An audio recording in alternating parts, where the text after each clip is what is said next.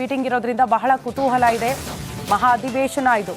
ಸಾಕಷ್ಟು ಜನ ಘಟಾನುಘಟಿ ನಾಯಕರ ಇದರಲ್ಲಿ ಭಾಗಿಯಾಗ್ತಿದ್ದಾರೆ. ಲೋಕ ಸಮರದಲ್ಲಿ ಅತಿ ಹೆಚ್ಚಿನ ಸ್ಥಾನ ಗೆಲ್ಲಲೇಬೇಕು ಅನ್ನುವಂಥ ಪ್ಲಾನ್ ಇದೆಯಲ್ಲ, ಅದಕ್ಕೆ ಸಂಬಂಧಪಟ್ಟಂತೆ ನಾಯಕರುಗಳಿಗೆ ಟಾಸ್ಕ್ ಕೊಡೋದು, ಏನು ಮಾಡಬೇಕು, ತಳಮಟ್ಟದಿಂದ ಯಾವ ರೀತಿ ನಾವು ಪಕ್ಷ ಸಂಘಟನೆ ಇರ್ಬೋದು, ಕಾರ್ಯಕರ್ತರನ್ನ ಯಾವ ರೀತಿ ನಾವು ಬಳಸ್ಕೊಳ್ಬಹುದು ಲೋಕಸಭೆ ಚುನಾವಣೆಯ ಸಂದರ್ಭದಲ್ಲಿ ಅನ್ನುವಂಥ ವಿಚಾರ ಎಲ್ಲವೂ ಕೂಡ ಚರ್ಚೆ ಆಗುತ್ತೆ ಅಂತ ಟಿಕೆಟ್ ಆಕಾಂಕ್ಷಿಗಳ ಇವತ್ತಿನ ಸಭೆಗೆ ಮಾಡು ಇಲ್ಲವೇ ಮಡಿ ಅನ್ನೋ ತರ ಆಗ್ತಾ ಇದೆಯಂತೆ. ಕಾರಣ ಟಿಕೆಟ್ ಸಿಗುತ್ತಾ ಇಲ್ವಾ ಎಲ್ಲದಕ್ಕೂ ಕೂಡ ಒಂದು ಕ್ಲಾರಿಟಿ ಸಿಗಬಹುದು ಈ ಸಭೆಯಲ್ಲಿ.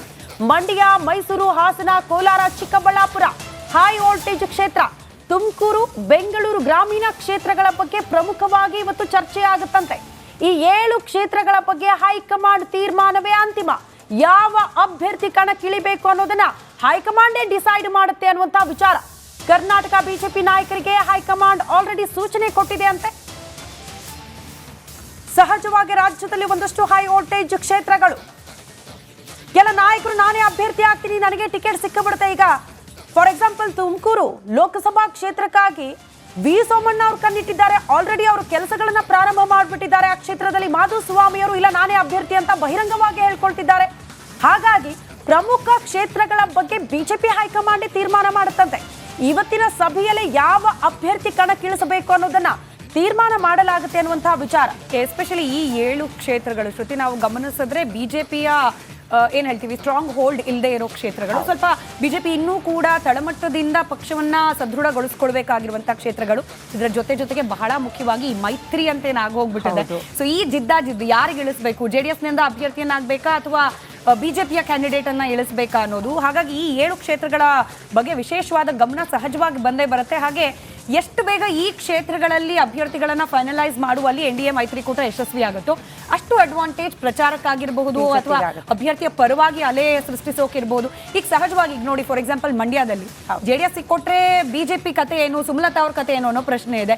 ಅವರ ಬೆಂಬಲಿಗರು JDS ಅಭ್ಯರ್ಥಿ ಪರವಾಗಿ ನಿಂತು ಪ್ರಚಾರ ಮಾಡ್ತಾರ. ನಾವು ಗಮನಿಸಿದ್ವಿ ಲಾಸ್ಟ್ ಟೈಮ್ ಎಲೆಕ್ಷನ್ ಅಲ್ಲಿ JDS ಹಾಗೆ ಸುಮಲತಾ ಪರವಾಗಿ ನಿಂತವ್ರ ಮಧ್ಯೆ ಯಾವ ಲೆವೆಲ್ ಜಿದ್ದಾಜಿದ್ದಿ ಆಗಿತ್ತು ಅಂದ್ರೆ ಈಗ ಅವರೆಲ್ಲರೂ ಸೇರ್ಬಿಟ್ಟು ಒಂದು ಒಗ್ಗಟ್ಟಿನ ಅಭ್ಯರ್ಥಿ ಅಂತ ಹೋಗ್ಲಿಕ್ಕೆ ಕಷ್ಟ ಇದೆ. ಈ 7 ಕ್ಷೇತ್ರಗಳನ್ನ ಗಮನಿಸಿದ್ರು ಕೂಡ ಬಹುತೇಕ ಹೀಗೆ ಇರುತ್ತೆ. ಅಂದ್ರೆ JDS ಅಭ್ಯರ್ಥಿಯನ್ನ ನಿಲ್ಸಿದ್ರೆ ಬಿಜೆಪಿ ಅವರ ಪರವಾಗಿ ಹೋಗ್ತಾರಾ, ಬಿಜೆಪಿ ನಿಲ್ಸಿದ್ರೆ JDS ಸಪೋರ್ಟ್ ಕೊಡ್ತಾರಾ, ಈ ರೀತಿ ಗೊಂದಲ ಇರೋ ಕ್ಷೇತ್ರಗಳಿದೆಯಲ್ಲ. ಮತ್ತೆ ನಾನು ಆಗ್ಲೇ ಹೇಳ್ತಿದ್ದಾಗ ಬೆಂಗಳೂರು ಗ್ರಾಮೀಣ ಕ್ಷೇತ್ರ ಕೂಡ ಇದರಲ್ಲಿದೆ.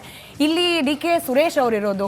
DK ಸುರೇಶ್ ಅವ್ರ ಪರವಾಗಿ ಇಡೀ ಕಾಂಗ್ರೆಸ್ ಬೆಟಾಲಿಯನ್ನೇ ಹೋಗಲಿ ಯುದ್ಧ ಮಾಡಕ್ ನಿಲ್ಲತ್ತೆ ಮಂಜುನಾಥ್ ಅವ್ರನ್ನ ಅಖಾಡಕ್ಕೆ ಇಳಿಸ್ಬೇಕು ಅನ್ನೋ ಪ್ಲಾನಿಂಗ್ ಇದೆ. ಹಿಂಗಾಗಿ ಈ 7 ಕ್ಷೇತ್ರಗಳಲ್ಲಿ ಆದಷ್ಟು ಬೇಗ ಅಭ್ಯರ್ಥಿಗಳನ್ನ ಫೈನಲೈಸ್ ಮಾಡಬೇಕು. ಅದರಲ್ಲೂ ಗೆಲುವಿನ ಅಲೆಗೆ ಹತ್ತಿರವಾಗುವಂತಹ ಅಭ್ಯರ್ಥಿಯನ್ನ ಕಣಕ್ಕಿಳಿಸಬೇಕು ಅನ್ನೋದು. ಹಾಗೆ ಒಂದಷ್ಟು ಅಂಶಗಳಿದೆ ಈ ವಿಚಾರಕ್ಕೆ ಸಂಬಂಧಪಟ್ಟಂತೆ ಇವತ್ತು ನಡೀತಾ ಇರುವ ಮೀಟಿಂಗ್. ಹಾಗೆ ದಕ್ಷಿಣ ಫೋಕಸ್ ಸೌತ್ ಇದ್ರ ಬಗ್ಗೆ ಅದನ್ನ ಗಮನಿಸ್ತಾ ಹೋಗೋಣ. ದಕ್ಷಿಣದಲ್ಲಿ 100 ರಾಜ್ಯಗಳನ್ನ ಗೆಲ್ಲಲೇಬೇಕು ಅನ್ನೋ ಪ್ಲಾನಿಂಗ್ ಅನ್ನ ಇಟ್ಕೊಂಡು ಇವತ್ತಿನ ಸಭೆಯಲ್ಲೂ ಕೂಡ ಒಂದಷ್ಟು ಮಾತುಕತೆಗಳಾಗೋ ಸಾಧ್ಯತೆ ಇದೆ. ದಕ್ಷಿಣ ಭಾರತವೇ ಮುಖ್ಯ, ಯಾವುದೇ ಕಾರಣಕ್ಕೂ ಕೂಡ ಲಘುವಾಗಿ ಪರಿಗಣಿಸಬೇಡಿ ಅನ್ನೋ ಸೂಚನೆ. ನಮಗೆ ಹೆಚ್ಚಿನ ಕ್ಷೇತ್ರಗಳು ಬರೋದು ಡೌಟ್ ಇದೆ, ಅಥವಾ ನಾವು ಹಂಗೆ ಗಮನಿಸಿದ್ರೆ ದಕ್ಷಿಣದ ರಾಜ್ಯಗಳಲ್ಲೆಲ್ಲೂ ಕೂಡ ಬಿಜೆಪಿಯ ಆಡಳಿತ ಇರೋ ಸರ್ಕಾರ ಹಾಲಿ ಇಲ್ಲ. ಹೀಗಾಗಿ ಇದನ್ನ ಲಘುವಾಗಿ ಪರಿಗಣಿಸೋದು ಬೇಡ. ನಮ್ಮ ಗೌರ್ಮೆಂಟ್ ಇಲ್ಲ, ಸ್ಟೇಟ್ ಗೌರ್ಮೆಂಟ್ ಇಲ್ಲ, ಹೀಗಾಗಿ ನಮಗೆ ಕಷ್ಟ ಅನ್ನೋ ಥರದಲ್ಲಿ ಬೇಡ. ಇನ್ನೂ ಹೆಚ್ಚಿನ ಎಫರ್ಟ್ ಹಾಕಿ ಹೆಚ್ಚಿನ ಸ್ಥಾನವನ್ನ ಗೆಲ್ಲಿ ಅನ್ನೋ ರೀತಿಯ ಸೂಚನೆ. ಕರ್ನಾಟಕದಲ್ಲಂತೂ ನಾವಾಗಲೇ ಡಿಸ್ಕಸ್ ಮಾಡ್ತಾ ಇದ್ದಾಗೆ ಔಟ್ ಆಫ್ 28 ಕ್ಷೇತ್ರಗಳನ್ನ ಗೆಲ್ಲಲೇಬೇಕು ಅನ್ನೋ ಟಾರ್ಗೆಟ್ ಅನ್ನ ಇಟ್ಕೊಳ್ಬೇಕು ಅನ್ನೋದು. ಇದರ ಜೊತೆಗೆ ಇವತ್ತಿನ ಮೀಟಿಂಗ್ನಲ್ಲಿ ಬಿಜೆಪಿ ಅದರಲ್ಲೂ ಕೂಡ ರಾಜ್ಯಕ್ಕೆ ಸಂಬಂಧಪಟ್ಟಂತೆ ನಾವು ಹೇಳ್ತಾ ಇದ್ದ ಹಾಗೆ ಮಂಡ್ಯ, ಮೈಸೂರು, ಹಾಸನ, ಕೋಲಾರ, ಚಿಕ್ಕಬಳ್ಳಾಪುರ, ತುಮಕೂರು ಹಾಗೆ ಬೆಂಗಳೂರು ಗ್ರಾಮೀಣ ಈ ಕ್ಷೇತ್ರಗಳಿಗೆ ಅಭ್ಯರ್ಥಿಯನ್ನ ಆಯ್ಕೆ ಮಾಡುವ ನಿಟ್ಟಿನಲ್ಲೂ ಕೂಡ ಒಂದಷ್ಟು ಮಹತ್ವದ ಮಾತುಕತೆ ಆಗೋ ಸಾಧ್ಯತೆಗಳು ಕಂಡು ಬರ್ತಾ ಇದೆ. ದಕ್ಷಿಣ ರಾಜ್ಯಗಳ ನಾಯಕರಿಗೆ ಮೋದಿ ಹಾಗೆ ನಡ್ಡಾ, ಅಮಿತ್ ಶಾ ಎಲ್ಲರೂ ಸೇರಿ ಸೂಚನೆಯನ್ನ ಕೊಟ್ಟಿದ್ದಾರೆ. ಬಿಜೆಪಿ ನೆಲೆ ಇಲ್ಲದೆ ಇರೋ ಜಾಗ ನೆಲೆ ಕಂಡುಕೊಳ್ಳುವಂತಹ ಪ್ರಯತ್ನ, JDS ಜೊತೆ ಮೈತ್ರಿ ಮಾಡ್ಕೊಂಡಿದ್ದಾರೆ, JDS ಮೂಲಕ ನೆಲೆ ಕಂಡುಕೊಳ್ಳುವಂತಹ ಪ್ರಯತ್ನಗಳಾಗ್ತಾ ಇದೆ. ಪ್ಲಸ್ ಆಗಬಹುದಾ ಈ ಬಾರಿ ಮೈತ್ರಿ? ಬಿಜೆಪಿಗೆ ಕಷ್ಟ ಇದೆ ಶ್ರುತಿ. ಅಂದ್ರೆ ಒಂದೆರಡು ಕ್ಷೇತ್ರದಲ್ಲಿ ನೋ ಡೌಟ್ ಸಂಘಟಿತ ಹೋರಾಟ ಅಂತ ಎಲ್ಲ ಆಗುತ್ತೆ, ಅಲ್ಲಿ ಪರ್ಸೆಂಟೇಜ್ ಜಾಸ್ತಿ ಆಗೋ ಸಾಧ್ಯತೆ ಅಂತೂ ಇದೆ. ಬಟ್ ನಾವು ಹೇಳ್ತಾ ಇದ್ದಾಗೆ ಕಾಂಗ್ರೆಸ್ ಹಾಲಿ ಸರ್ಕಾರ ಇದೆ, ಹಾಗೆ ಒಂದು ಗಟ್ಟಿ ನಾಯಕತ್ವ ಅನ್ನೋದಿದೆ ರಾಜ್ಯ ಮಟ್ಟದಲ್ಲಿ. ನಾವು ಗಮನಿಸಿದ್ರೆ Modi face, Modi image no doubt Lok Sabha ಚುನಾವಣೆಯಲ್ಲಿ ವೋಟಿಂಗ್ ಪ್ಯಾಟರ್ನ್ ಬೇರೆನೇ ರೀತಿಯಲ್ಲಿ ಇರುತ್ತೆ. ಎಫರ್ಟ್ ಅಂತೂ ಬೇಕೇ ಬೇಕು. ಓಕೆ, ಈ ಬಗ್ಗೆ ಮತ್ತಷ್ಟು ಡೀಟೇಲ್ಸ್ ಅನ್ನ ಕೊಡ್ತಾ ಹೋಗ್ತಾರೆ ನಮ್ಮ ಪ್ರತಿನಿಧಿ ಸುರೇಶ್ ಕೂಡ ನೇರ ಸಂಪರ್ಕದಲ್ಲಿ ಜಾಯಿನ್ ಆಗ್ತಿದ್ದಾರೆ. ಸುರೇಶ್, ಅತಿ ದೊಡ್ಡ ಪ್ಲಾನ್, ರಣವ್ಯೂಹ ಅಂತಾರಲ್ಲ ಲೋಕಸಭೆ ಚುನಾವಣಾ ಸಮರದಲ್ಲಿ, ಒಂದಷ್ಟು ಪ್ಲಾನ್ಗಳಂತೂ ಕೂಡ ಬಿಜೆಪಿ ಪಾಳ್ಯದಿಂದ ಆಗ್ತಾ ಇದೆ. ಈ ಕಾರ್ಯಕಾರಿಣಿಯ ಸಭೆಯ ಹೈಲೈಟ್ಸ್ ಯಾವುದಕ್ಕೆ ಒತ್ತು ನೀಡಲಾಗ್ತಾ ಇದೆ? ದಕ್ಷಿಣ ರಾಜ್ಯಗಳೇ ಟಾರ್ಗೆಟ್ ಅಂತ ಹೇಳಲಾಗ್ತಾ ಇದೆ. ಏನ್ ನಿರೀಕ್ಷೆ ಮಾಡಬಹುದು?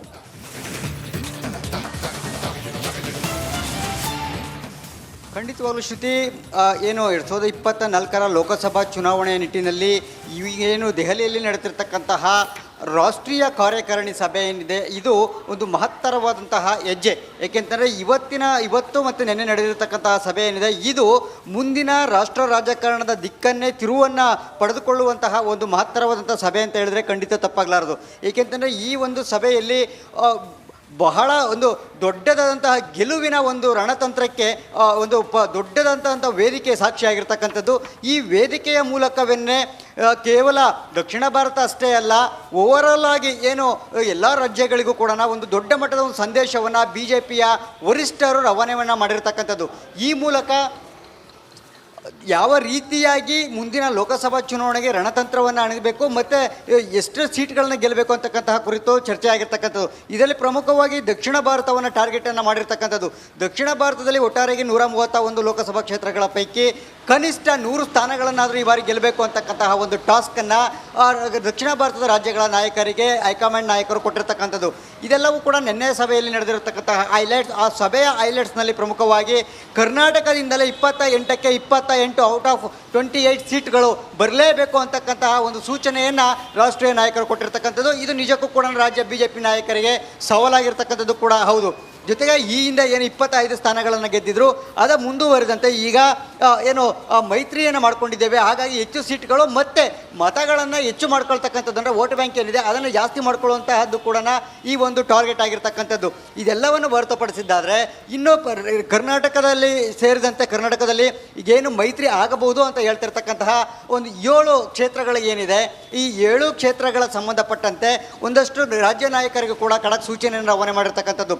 ಮಂಡ್ಯ, ಮೈಸೂರು, ಹಾಸನ, ಕೋಲಾರ, ಚಿಕ್ಕಬಳ್ಳಾಪುರ ನಡೀತಾ ಇದೆ ಸುರೇಶ್. ಬಟ್ ಆಶ್ಚರ್ಯ ಅಥವಾ ಕುತೂಹಲ ಇರೋದೇನು ಅಂತಂದ್ರೆ ಈ ಮೈತ್ರಿ ಲೆಕ್ಕಾಚಾರವನ್ನು ವರ್ಕೌಟ್ ಆಗ್ಲಿಕ್ಕೆ ಇಲ್ಲಿನ ಲೋಕಲ್ ಲೀಡರ್ಸೇ ಬಿಡ್ತಾರಾ ಅಂತ ಹೇಳಿ ಚಿಂತೆ ನಮ್ಗೆ ನಿಮ್ಗೆ ಮಾತ್ರ ಅಲ್ಲ, ಸಂಪರ್ಕದಲ್ಲಿ ಮತ್ತೊಂದು ಬ್ರೇಕಿಂಗ್ ಇದೆ, ಅದನ್ನ ಗಮನಿಸಿ ಮತ್ತೆ ನಿಮ್ಮನ್ನ ಸಂಪರ್ಕ ಮಾಡ್ತೀವಿ. ನೋಡಿ, ಬ್ಯಾಕ್ ಟು ಬ್ಯಾಕ್ ಸೂಚನೆ ಸಿಗ್ತಲೇ ಇದೆ BJPಯ ರಾಜ್ಯ ನಾಯಕರಿಗೆ ಹೈಕಮಾಂಡ್ ನಿಂದ. ಯಾವ ವಿಚಾರಕ್ಕೆ? ಈ ದೋಸ್ತಿ ವಿಚಾರದಲ್ಲಿ ನಿಮ್ಗೆ ಏನೇ ಅಸಮಾಧಾನ ಇದ್ರೂ ಕೂಡ ಬಹಿರಂಗವಾಗಿ ಬಂದು ಮಾತನಾಡಬೇಡಿ. ಹಳೆ ಮೈಸೂರು ಭಾಗದ BJP ನಾಯಕರಿಗೆ ಮತ್ತೊಮ್ಮೆ ಖಡಕ್ ಎಚ್ಚರಿಕೆಯನ್ನ ನೀಡಿದೆ BJPಯ ಹೈಕಮಾಂಡ್. ಯಾಕೆಂದ್ರೆ JDS ನೇರವಾಗಿ ಹೈಕಮಾಂಡ್ನ ಜೊತೆ ಚರ್ಚೆ ನಡೆಸ್ತಾ ಇದೆ. ನೀವು ಇಲ್ಲಿ ಕೂತು ಚರ್ಚೆ ಮಾಡೋದ್ರಿಂದ ಯಾವುದೇ ಪ್ರಯೋಜನ ಇಲ್ಲ ಅಂತ ಇಂಡೈರೆಕ್ಟ್ ಆಗಿ ಹೇಳ್ತಾ ಇದ್ದಾರೆ. ನೀವು ಬಹಿರಂಗವಾಗಿ ಮಾಧ್ಯಮದ ಮುಂದೆ ಸ್ಟೇಟ್ಮೆಂಟ್ ಕೊಡೋದ್ರಿಂದ ಅಥವಾ ಅಲ್ಲಿ ಲೋಕಲ್ ಲೆವೆಲಲ್ಲಿ ಮೀಟಿಂಗ್ಗಳನ್ನು ಮಾಡಿಕೊಂಡು ಅಲ್ಲಿ ನಿಮ್ಮ ಅಸಮಾಧಾನವನ್ನ ಕಾರ್ಯಕರ್ತರ ಮುಂದೆ ಹೊರಹಾಕೋದ್ರಿಂದ ಯಾವುದೇ ರೀತಿಯ ಪ್ರಯೋಜನ ಇಲ್ಲ. ಡೈರೆಕ್ಟ್ ಟಚ್ ಅಲ್ಲಿದೆ JDS ನಮ್ಮ ಜೊತೆಯಲ್ಲಿ. ಹೀಗಾಗಿ ದೋಸ್ತಿ ಲೆಕ್ಕಾಚಾರದಲ್ಲಿ ಸೀಟ್ ಶೇರಿಂಗ್ ಆಗೋವರೆಗೂ ಯಾರೂ ಕೂಡ ತುಟಿಕ್ ಪಿಟಿಕ್ ಅನ್ನೋ ಹಾಗಿಲ್ಲ ಅನ್ನೋ ಖಡಕ್ ಸೂಚನೆಯನ್ನ ಮತ್ತೊಮ್ಮೆ ನೀಡಲಾಗಿದೆ. ಈಗ ಮೈತ್ರಿಯ ಮೇನ್ ಅಜೆಂಡಾ ಇರೋದೇನೆ ಎಲ್ಲೆಲ್ಲಿ BJPಯ ನೆಲೆ ಇಲ್ವೋ ಅಲ್ಲೆಲ್ಲ ಕಡೆಗಳಲ್ಲೂ ಕೂಡ BJPಯ ಅಲೆಯನ್ನ ಸೃಷ್ಟಿ ಮಾಡೋದು, ಮತ್ತಷ್ಟು ಸಂಘಟನೆಯನ್ನ ಭದ್ರ ಮಾಡೋದು. ಇದಕ್ಕೆ ಪೂರಕ ಆಗೋ ರೀತಿಯ ವಾತಾವರಣ ನಿರ್ಮಾಣವಾಗಲಿಕ್ಕೆ ಎಲ್ಲ BJP ನಾಯಕರ ಬೆಂಬಲ ಇರಲೇಬೇಕು. ಯಾವುದೇ ಕಾರಣಕ್ಕೂ ಕೂಡ ಬಹಿರಂಗ ಹೇಳಿಕೆಗಳನ್ನ ನೀಡೋ ಹಾಗಿಲ್ಲ ಅಂತ ಹೇಳಿ ಮತ್ತೊಮ್ಮೆ ಖಡಕ್ ಸೂಚನೆ ನೀಡಲಾಗಿದೆ. ಶ್ರುತಿ, ಅಸಮಾಧಾನಿತರಿಗೆ ಸಿಗ್ತಾ ಇರುವ ಈ ಮೀಟಿಂಗ್ ನ ಇನ್ಸೈಡ್ ಡೀಟೇಲ್ಸ್ ರಿಪಬ್ಲಿಕ್ ಕನ್ನಡಕ್ಕೆ ಈ ಹಿಂದೆ ಬಂದಾಗ್ಲೂ ಕೂಡ ರಾಜ್ಯಕ್ಕೆ ಹಳೆ ಮೈಸೂರು ಭಾಗಕ್ಕೆ ವಿಸಿಟ್ ಮಾಡಿದಾಗ್ಲೂ ಕೂಡ ಇದೇ ಸೂಚನೆ ಕೊಟ್ಟಿದ್ರು. ಕಾರಣ ಮೈತ್ರಿ ಬಗ್ಗೆ ಅಪಸ್ವರ ಇದೆ, ಮೈಸೂರು ಬಿಟ್ಕೊಡ್ಬೇಡಿ, ಮಂಡ್ಯ ಬಿಟ್ಕೊಡ್ಬೇಡಿ ಅನ್ನುವಂಥ ವಿಚಾರಗಳೆಲ್ಲ ಬಂತು ಸಭೆಯಲ್ಲಿ ಅಂತ. ಆ ಕಾರಣಕ್ಕೆ ಈ ಸೂಚನೆ ಬಹಳ ಮಹತ್ವ ಪಡೆದುಕೊಳ್ಳುತ್ತೆ. ಸೊ ಮುಂದುವರ್ಸೋಣ, ಸುರೇಶ್ ಅವರು ಇದ್ದಾರೆ. ಎಸ್ ಸುರೇಶ್, ನೋಡಿ, ನೀವು ಹೇಳ್ತಾ ಇದ್ರಿ ಮೈತ್ರಿ ಲೆಕ್ಕಾಚಾರಗಳು ನಡೀತಾ ಇದೆ, ಸೀಟ್ ಹಂಚಿಕೆ ಬಗ್ಗೆ ಕೂಡ ಮಾತುಕತೆ ನಡೀತಾ ಇದೆ. ಬಟ್ ಈ ಅಸಮಾಧಾನ ಅನ್ನೋದು ಶಮನ ಮಾಡೋದಷ್ಟು ಈಸಿ ಇದೆಯಾ? ಸೂಚನೆಯನ್ನು ಕೊಡ್ತಾರೆ ಹೈಕಮಾಂಡ್ ನಾಯಕರು. ನಾವು ಗಮನಿಸಿದ್ವಿ, ಪ್ರೀತಮ್ ಅವರು ಬಹಿರಂಗವಾಗಿ ಹೇಳಿಕೆ ನೀಡ್ತಾ ಇದ್ರು, ನಾವೇ ಉಳಿಸ್ಕೊಡ್ಬೇಕು, ಬಿಟ್ಕೊಡ್ಬಾರ್ದು, ಇತ್ಯಾದಿ ಇತ್ಯಾದಿ. ಸೊ ಇದು ಒಂದು ಎಕ್ಸಾಂಪಲ್. ಈ ರೀತಿ ಅನೇಕ ಅಸಮಾಧಾನಗಳು ಮತ್ತೆ ಮತ್ತೆ ಬಹಿರಂಗ ಆಗಬಹುದಾ ಅಂತ ಹೇಳಿ.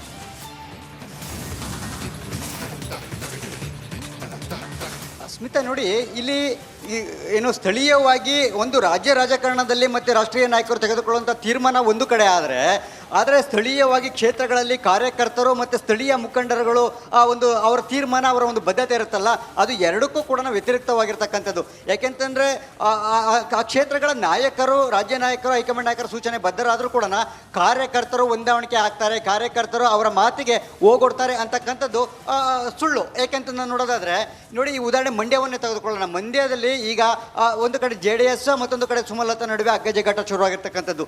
ಅಲ್ಲಿ ಈಗಾಗಲೇ BJP ಬಿಜೆಪಿಯಿಂದ ನೆಲೆಯನ್ನು ಕಾಣ್ತಾ ಇದೆ. ಈಗ ಬಿಜೆಪಿಯನ್ನು ಭದ್ರವಾಗ್ತಾ ಇದೆ ಬೆಂಗಳೂರು ಮಂಡ್ಯ ಮತ್ತು ಮೈಸೂರು ಭಾಗದಲ್ಲಿ. ಇಂಥ ಸಂದರ್ಭದಲ್ಲಿ ನಾವು JDSಗೆ ಬಿಟ್ಕೊಡೋದು ಬೇಡ ಅಂತಕ್ಕಂಥ ಲೆಕ್ಕಾಚಾರಕ್ಕೆ ನಾರಾಯಣಗೌಡರು ಸೇರಿದಂತೆ ಸ್ಥಳೀಯ ಬಿಜೆಪಿ ನಾಯಕರು ಎಲ್ಲರೂ ಕೂಡ ಒಗ್ಗೂಡಿಸಿರ್ತಕ್ಕಂಥದ್ದು. ಈ ಕುರಿತಂತೆ ಈಗಾಗಲೇ ಪ್ರೀತಮ್ ಗೌಡ ಕೂಡ ಇದೇ ವಿಚಾರವಾಗಿಯೇ ಬಹಿರಂಗವಾಗಿಯೇ ಧ್ವನಿಯನ್ನು ಎತ್ತಿದ್ರು. ಸೊ ಆದರೆ ಸ್ಥಳೀಯವಾಗಿ ಕಾರ್ಯಕರ್ತರ ಒಂದು ಇದು ಕೂಡ ಅದೇ ಆಗಿರುತ್ತೆ. ಅಂದರೆ ಯಾವಾಗ ರಾಷ್ಟ್ರೀಯ ನಾಯಕರು ಅವರ ಮಾತಿಗೆ ಅಂದರೆ ಅವರ ಹೇಳಿಕೆಗಳಿಗೆ ಬ್ರೇಕ್ ಹಾಕಿದ್ರು ಕೂಡ, ಆದರೆ ಕಾರ್ಯಕರ್ತರು ಖಂಡಿತವಾಗಲೂ ಯಾವುದೇ ರೀತಿಯಲ್ಲೂ ಕೂಡ ರಾಜಿಗೆ ಮುಂದಾಗೋದಿಲ್ಲ. ಇದು ಈಗ ಇರ್ತಕ್ಕಂಥ ಸವಾಲು.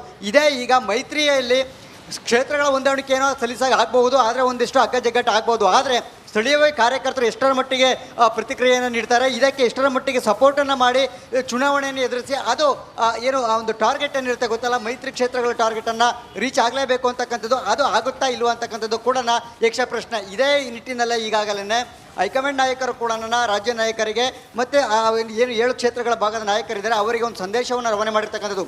ಯಾರೂ ಕೂಡ ಬಹಿರಂಗವಾಗಿ ಹೇಳಿಕೆಯನ್ನು ಕೊಡಬಾರ್ದು, ಹೈಕಮಾಂಡ್ ತೀರ್ಮಾನವೇ ಅಂತಿಮ. ಈ 7 ಕ್ಷೇತ್ರಗಳ ಸಂಬಂಧಪಟ್ಟಂತೆ ಟಿಕೆಟ್ ಹಂಚಿಕೆ ಏನಿದೆ ಇದು ಹೈಕಮಾಂಡ್ ನಾಯಕರು ಏನು ತೀರ್ಮಾನವನ್ನು ತೆಗೆದುಕೊಡ್ತಾರೆ ಅದಕ್ಕಷ್ಟೇ ನೀವು ಬದ್ಧರಾಗಿರಬೇಕು, ಯಾರು ಕೂಡ ಬಹಿರಂಗ ಹೇಳಿಕೆಗಳನ್ನು ಕೊಡಬಾರ್ದು ಅಂತೇಳಿ ನಿನ್ನೆ ಸುಮಲತಾ ನಾನು ಯಾವುದೇ ಕಾರಣಕ್ಕೂ ಮಂಡ್ಯವನ್ನು ಬಿಟ್ಕೊಡೋದಿಲ್ಲ ಅಂತಕ್ಕಂಥ ಒಂದು ಹೇಳಿಕೆಯನ್ನು ಕೊಟ್ಟಿದ್ದರು. ಇದಾಗ್ತಿದ್ದಂತೆಯೇ ಹೈಕಮಾಂಡ್ ನಾಯಕರು ಮತ್ತು ರಾಜ್ಯ ನಾಯಕರು ಕೂಡ ಎಚ್ಚೆತ್ತುಕೊಂಡಿದ್ದು ಈ ಒಂದು ಸಂದೇಶವನ್ನು ರವಾನೆ ಮಾಡಿದ್ದಾರೆ. ಆದರೆ ಮುಂದಿನ ದಿನಗಳಲ್ಲಿ ಈ ಎಚ್ಚರಿಕೆ ಸಂದೇಶ ಕಾರ್ಯಕರ್ತರಿಗೆ ರವಾನೆ ಆಗುತ್ತಾ ಅಂತಕ್ಕಂಥ ಪ್ರಶ್ನೆ. ಯಾಕೆಂತಂದರೆ ಕಾರ್ಯಕರ್ತರು ಯಾರು ಕೂಡ ಯಾರ ಮಾತನ್ನು ಕೇಳೋದಿಲ್ಲ. ಯಾವುದೇ ಕಾರಣಕ್ಕೂ ಸ್ಥಳೀಯವಾಗಿ 2 ಸಿದ್ಧಾಂತಗಳ ವಿರುದ್ಧ ಹಿಂದೆ ಎಲ್ಲ ಓಡಾಡ್ಕೊಂಡು ಬಂದಂಥವ್ರು, ಹೋರಾಟವನ್ನು ಮಾಡಿದಂಥವ್ರು, ಬಡ್ದಾಡ್ಕೊಂಡು ಬಂದಂಥವ್ರು ಇವತ್ತು ಏಕಾಏಕಿ ರಾಜ್ಯ ನಾಯಕರು ರಾಷ್ಟ್ರೀಯ ನಾಯಕರ ಒಂದು ಒಪ್ಪಂದಕ್ಕೆ ಇವರು ಸಹಿ ಆಗ್ತಾರೆ ಅಂದರೆ ಇವರು ಒಪ್ತಾರೆ ಅಂತಕ್ಕಂಥದ್ದು ಖಂಡಿತವಾಗ್ಲೂ ಒಂದು ರೀತಿಯ ಅನುಮಾನ ಮೂಡ್ತಕ್ಕಂಥದ್ದು. ಯಾಕೆಂದರೆ ಅಷ್ಟು ಈಸಿ ಅಲ್ಲ. ಸೊ ಇದನ್ನು ಯಾವ ರೀತಿಯಾಗಿ ಚಾಲೆಂಜ್ ಆಗಿ ತಗೋತಾರೆ, ಈ ಮೈತ್ರಿ ಕ್ಷೇತ್ರಗಳನ್ನು ಯಾವ ರೀತಿಯಾಗಿ ಗೆಲ್ತಾರೆ ಅಂತಕ್ಕಂಥದ್ದನ್ನು ಕಾದು ನೋಡಬೇಕಾಗಿದೆ ಸ್ಮಿತಾ. ಈ 7 ಕ್ಷೇತ್ರಗಳನ್ನೇನು ಲಿಸ್ಟ್ ಔಟ್ ಮಾಡ್ಕೊಂಡಿದ್ದಾರೆ ಸುರೇಶ್. ಈ 7 ಕ್ಷೇತ್ರಗಳಿಗೆ ಸಂಬಂಧಪಟ್ಟಂತೆ ಮಹತ್ವದ ಮಾತುಕತೆ ಕೂಡ ಇವತ್ತು ನಡೆಯೋ ಸಾಧ್ಯತೆ ಇದೆ ಅಂತ ಹೇಳಿ. ಇಲ್ಲಿರೋ ಚಾಲೆಂಜಸ್ ಬಿಜೆಪಿಗೆ ಒಂದು ಸಂಘಟನೆ, ಮತ್ತೊಂದು ಅಭ್ಯರ್ಥಿ ಆಯ್ಕೆ, ಮತ್ತೊಂದು ಅಸಮಾಧಾನ ಶಮನ. ಈ ನಿಟ್ಟಿನಲ್ಲಿ ಒಂದಷ್ಟು ಡೀಟೇಲ್ಸ್ ಹಂಚ್ಕೊಳ್ಳೋದಾದ್ರೆ ಖಂಡಿತವಾಗ್ಲೂ ನೋಡಿ, ಒಂದು ಉದಾಹರಣೆಯಾಗಿ ತಗೊಳ್ಕೊಳ್ಳೋಣ. ಈಗ ತುಮಕೂರು ಕ್ಷೇತ್ರದಲ್ಲಿ ಏನಾಗಿದೆ, ಒಂದು ಕಡೆ ಅಲ್ಲಿ ಯಾರನ್ನು ಕೂಡ ಅಭ್ಯರ್ಥಿ ಅಂತೇಳಿ ಈಗಲೇ ಕೂಡ ಘೋಷಣೆ ಮಾಡೋದಕ್ಕೆ ಆಗ್ತಾ ಇಲ್ಲ. ಇಷ್ಟೇನೆ ಇಲ್ಲಿ ಒಂದು ಕಡೆ ಈಗಾಗಲೇ ಏನು ವಿ ಸೋಮಣ್ಣ ಅವರು ರಾಜ್ಯಸಭೆ ಆಕಾಂಕ್ಷಿಯಾಗಿದ್ರು, ಅದು ತಪ್ಪಿದೆ. ಅದಾದ ನಂತರ ಈಗ ಅವರು ಇರೋಂಥ ಆಯ್ಕೆ ಏನು ತುಮಕೂರು ಲೋಕಸಭಾ ಕ್ಷೇತ್ರದಿಂದ ಸ್ಪರ್ಧೆ ಮಾಡಬೇಕು ಅಂತಕ್ಕಂಥದ್ದು, ಅದರ ಮೊದಲಿಂದನೂ ಕೂಡ ಫೋಕಸ್ ಮಾಡಿರ್ತಕ್ಕಂಥದ್ದು. ಈ ನಿಟ್ಟಿನಲ್ಲಿ ಈಗ ಒಂದು ವೇಳೆ ಸೋಮಣ್ಣನೇ ಅಧಿಕೃತವಾಗಿ ಅಭ್ಯರ್ಥಿಯನ್ನು ಘೋಷಣೆ ಮಾಡಿದೆ ಆದರೆ ಅಲ್ಲಿ ಉಳಿದಂಥ ಅಭ್ಯರ್ಥಿಗಳು ಸಹಜವಾಗಿ ಬಂಡಾಯವನ್ನು ಹೇಳುವಂತಹ ಸಾಧ್ಯತೆಗಳಿರುತ್ತೆ. ಉದಾಹರಣೆ ಮಾಧುಸ್ವಾಮಿ ಇದ್ದಾರೆ, ಮಾಧುಸ್ವಾಮಿ ಅವರು ಕೂಡ ಆಕಾಂಕ್ಷಿ, one of the aspirant. So ಅವರು ಏನಾದರೂ ಒಂದು ವೇಳೆ ಬೇರೆ ಕಡೆ ಮುಖ ಮಾಡಿದ್ದೆ ಆದರೆ ಹೇಗೆ, ಬೇರೆ ಪಕ್ಷಗಳತ್ತ ಅಂತಕ್ಕಂಥದ್ದು ಕೂಡ ಒಂದು ಪ್ರಶ್ನೆ. ಇದೇ ರೀತಿಯಾಗಿ ಎಲ್ಲ ರೀತಿಯಲ್ಲಿ ಏನು 7 ಕ್ಷೇತ್ರಗಳು ಹೇಳಿದ್ವಿ, ಈ 7 ಕ್ಷೇತ್ರಗಳು ಕೂಡ ಇದೇ ರೀತಿಯಾಗಿ ಗೊಂದಲ ಇರ್ತಕ್ಕಂಥದ್ದು. ಹೀಗಾಗಿ ಮೈತ್ರಿ ಸೀಟು ಆರಂಭದಲ್ಲಿ ಮೈತ್ರಿಗೆ ತೋರಿದಂತಹ ಗ್ರೀನ್ ಸಿಗ್ನಲ್ ಎಷ್ಟು ಫಾಸ್ಟಾಗಿ ತೋರಿದ್ರು, ಅದು ಮೈತ್ರಿ ಸೀಟು ಹಂಚಿಕೆ ಫೈನಲ್ ಮಾಡೋದಕ್ಕೆ ಹೈಕಮಾಂಡ್ ನಾಯಕರು ಮುಂದಾಗದೇ ಇರತಕ್ಕಂಥದ್ದು ಇಲ್ಲಿ ಸ್ಪಷ್ಟವಾಗಿ ಕಾಣ್ತಾ ಇದೆ. ಆರಂಭದಲ್ಲಿ ಇದ್ದಂತಹ ಆ ಜೋಶು ಆಮೇಲೆ ಈಗ ಮೈತ್ರಿ ಸೀಟು ಹಂಚಿಕೆ ಫೈನಲ್ಗೆ ಆ ಜೋಶನ್ನು ತೋರಿಸ್ತಿಲ್ಲ ಹೈಕಮಾಂಡ್ ನಾಯಕರು. ಇದು ನಿಜಕ್ಕೂ ಕೂಡ ದೊಡ್ಡ ಮಟ್ಟದ ಸವಾಲಾಗಿರ್ತಕ್ಕಂಥದ್ದು. 7 ಕ್ಷೇತ್ರಗಳಲ್ಲಿ ಕನಿಷ್ಠ 4 ಕ್ಷೇತ್ರಗಳನ್ನ ಬಿಟ್ಕೊಡ್ತಾರೆ JDSಗೆ ಅಂತಕ್ಕಂಥದ್ದು. ಆದರೆ ಆ ಯಾವ ಕ್ಷೇತ್ರಗಳು ಅಂತಂದೇಳಿ ಈವರೆಗೂ ಕೂಡ ಭಾಳ ಸ್ಪಷ್ಟವಾಗಿ ಆಗ್ತಾ ಇಲ್ಲ. ಇದೆಲ್ಲದರ ಮಧ್ಯೆ ಈಗಾಗಲೇ ಓವರಾಲ್ ಆಗಿ ಒಂದು ಸರ್ವೆಯನ್ನು ಕೂಡ ಹೈಕಮಾಂಡ್ ನಾಯಕರು ನಡೆಸಿರ್ತಕ್ಕಂಥದ್ದು ಸ್ಮಿತಾ. ಈ ಸರ್ವೆ ರಿಪೋರ್ಟ್ನಲ್ಲಿ ಇರತಕ್ಕಂಥ ಅಂಶಗಳನ್ನು ಆಧರಿಸಿ ಅದು ಚುನಾವಣಾ ಸಮಿತಿ ಏನಿದೆ, ಕೇಂದ್ರದಲ್ಲಿ ಇರತಕ್ಕಂಥ ಚುನಾವಣಾ ಸಮಿತಿ, ಆ ಚುನಾವಣಾ ಸಮಿತಿಯಲ್ಲೂ ಕೂಡ ಚರ್ಚೆಗೆ ಬರ್ತಕ್ಕಂಥದ್ದೇ. ಅದಾದ ನಂತರ ರಾಜ್ಯ ಮಟ್ಟದಲ್ಲಿ ಮತ್ತೊಂದು ಸುತ್ತಿನ ಒಂದು ರಾಜ್ಯ ಮಟ್ಟದಲ್ಲಿ ಒಂದು ಅಭ್ಯರ್ಥಿಗಳ ಫೈನಲ್ ಸಂಬಂಧಪಟ್ಟ